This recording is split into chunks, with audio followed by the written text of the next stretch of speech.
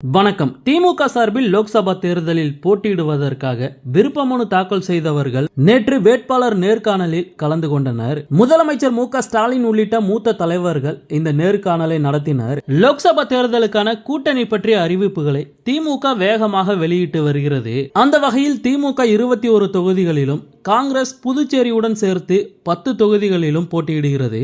விசிக, CBI, CPM ஆகிய கட்சிகள் தலா 2 தொகுதிகளில் போட்டியிடுகிறது. மேலும் மதிமுக, இந்திய யூனியன் முஸ்லீம் லீக், கொங்கு மக்கள் தேசிய கழகம் ஆகிய கட்சிகள் தலா 1 இடங்களில் போட்டியிடுகிறது.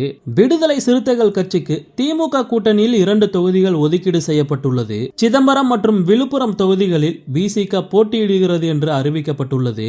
லோக்சபா தேர்தல் 2024 கூட்டணி வைப்பதற்கு திமுகவிடம் முக்கியமான சில கோரிக்கைகளை விசிக கட்சி வைத்து வந்தது.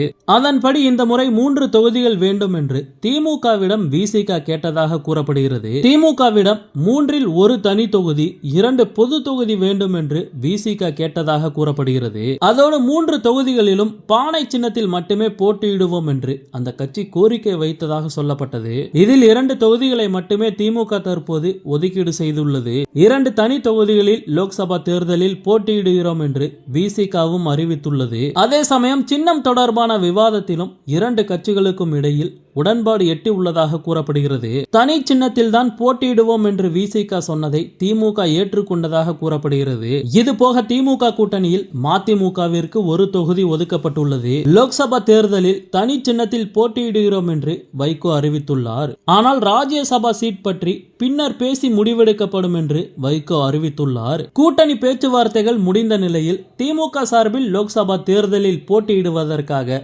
விருப்பமனு தாக்கல் செய்தவர்கள் நேற்று வேட்பாளர் நேர்காணலில் கலந்து கொண்டனர். முதலமைச்சர் மு.க. ஸ்டாலின் உள்ளிட்ட மூத்த தலைவர்கள் இந்த நேர்காணலை நடத்தினர். திமுக சார்பில் போட்டியிடுவதற்காக வேட்பாளர் நேர்காணலில் கனிமொழி எம்பி கலந்து கொண்டார். தூத்துக்குடி தொகுதியில் போட்டியிட கனிமொழி எம்பியை தவிர வேறு யாரும் விருப்பமனு தாக்கல் செய்யவில்லை. இந்த நிலையில் அவரிடம் ஸ்டாலின் நேர்காணல் நடத்தினார். உங்கள் தொகுதியில் நீங்கள் செய்தது என்ன?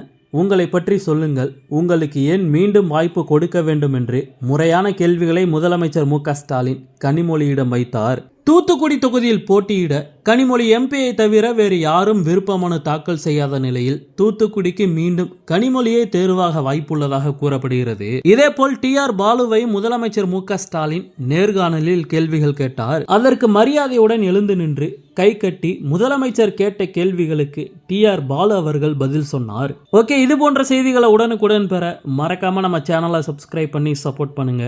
நன்றி.